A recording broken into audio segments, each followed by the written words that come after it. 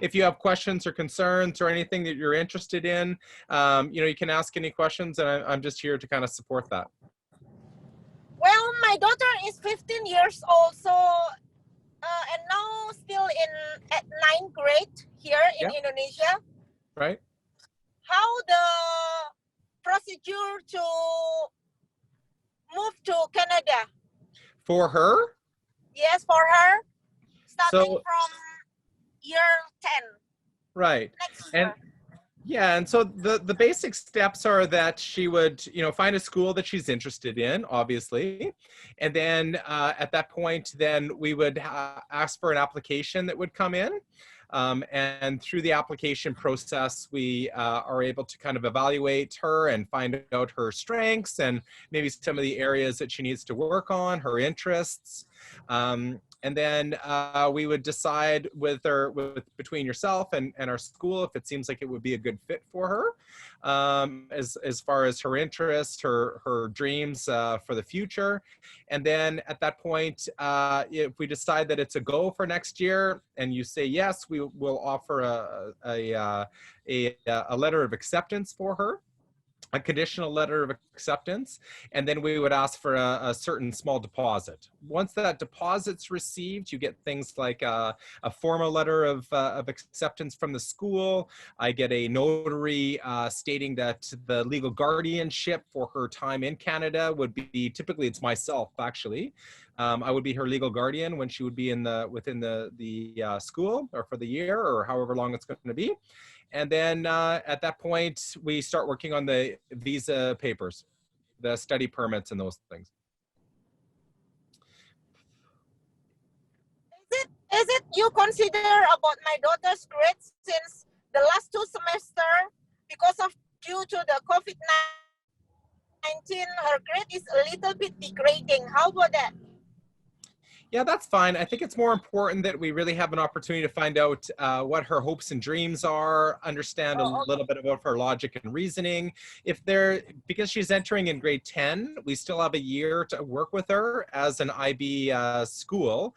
The senior grades, the diploma program of grades 11 and 12 are really critical, and they tend to be quite challenging.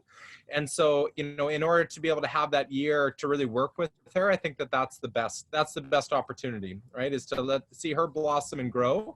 And then once we get to that grade 11, grade 12 years, those are the quite serious years.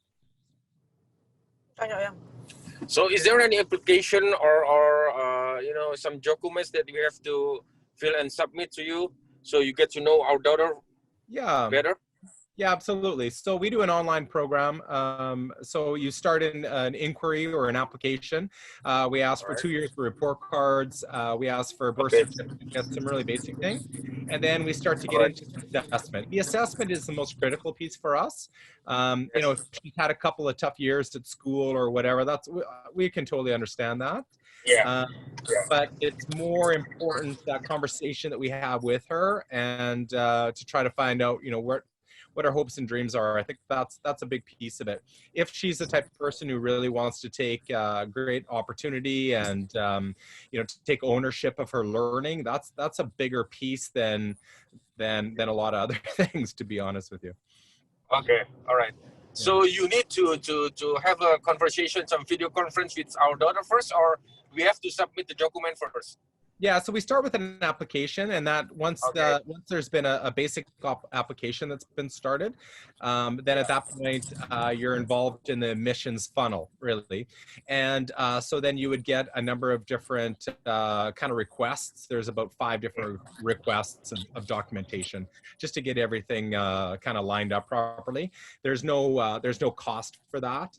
And then as we get into the assessment, we would have her first assessed with the basic Google form type document. And then beyond that, we would have an interview with her. And at that point, we would try to decide if it seems like she'd be a good fit for the school. But, again, it comes down to what her interests are, what your interests are, and those kind of things too. Okay, understood. One more. Do you have any Indonesian student right now studying in your school now? Sorry, what kind of students?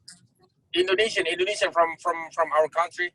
No, we don't. No, we don't. And yet, Oh, the International Baccalaureate is quite strong in Indonesia, and so that's always been a market that we've been really interested in exploring. I've been in international education for 10 years and have never really just had the opportunity to kind of go and find out a bit more about Indonesia. So, but it's always been on the radar as one of the areas that we're really quite excited about. Strong education system. There's there's lots of positives, and so we really wanted to explore that area, but we don't have any students currently. No. okay. So we are from a Muslim family background. So Yeah. do you find any difficulty for Muslim that living and studying in Canada? No, not at all. In fact, the family that was going to come on tonight are Muslim as well. So it's a new family that's to the school. I wanted to have somebody that was fresh rather than somebody that had been around for a while, Okay, great. and just kind of give their experience and to be able to kind of say, hey, it's been very positive, or, well, I know it's going to be positive. I wouldn't have picked somebody if they were going to say it was going to be negative, right? So. All right. Yeah, really. So, Okay. and she's just so excited about the school system. And so, yeah, I was just talking to her daughter today, and she's a new student who's been at the school now for roughly 3 weeks. And just they're so happy to have found the school, and so willing to talk to parents and those kind of things too. So if she doesn't end up joining us tonight, then what I'll do is I'll just link you up directly with her, so you have an opportunity to kind of have that meet and greet as well. Okay. Thank you. Yeah, no problem. Yeah, one more question. Sure. What about if my daughter want to pursue the university degrees not in Canada? Is it still available with the senior high school in Canada system? Yeah, that's the nice thing. We run 2 programs within our school. So the first is the International Baccalaureate, which is really it's a worldwide organization, right? The IB, you can go anywhere in the world with that. Once you're an IB grad, you get first year university credits for most of your courses. So you go into typically second year, but it's really truly an international diploma. And so if she chose to go back to Indonesia, she chose to go to Africa, it doesn't really matter where. You can literally go anywhere in the world. There's no sitting exams. So, our students that go to the United States, they don't write an SAT or anything like that. So you graduate with an International Baccalaureate diploma program. The other piece is that you still graduate with a BC Dogwood diploma.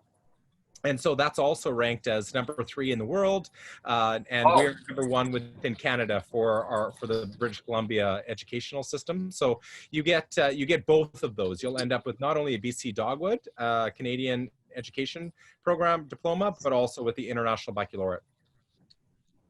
Okay. Okay. One more. How about the TOEFL score to enter the school in Canada? We don't typically go. Yeah, we don't typically go that strong off of a TOEFL. I would say, like with the IELTS exam, we'd have to be in that range of say 6 kind of thing. I'm not sure what the TOEFL equivalency is. We do our own internal examination with the students just to kind of see where they're at. I've had many students over the course of the last number of years that have come in with strong TOEFL and IELTS scores, and that didn't really mean very much. So I think it's better for us to have a conversation and assessment with her, just on some really basic concepts, and see her writing skills in person. Okay. Okay. Okay. And it's done by a previous university examiner who's used to, kind of having a great, quick opportunity to look at the student's ability level. But, I think that, from what I understand from Indonesia is that the language skills are strong already. And even just speaking with you, there's obviously a good indication that her English level is going to be quite strong. Much better than us, actually. Okay. Yeah, really? Hey, that's fair enough, right? I can understand that.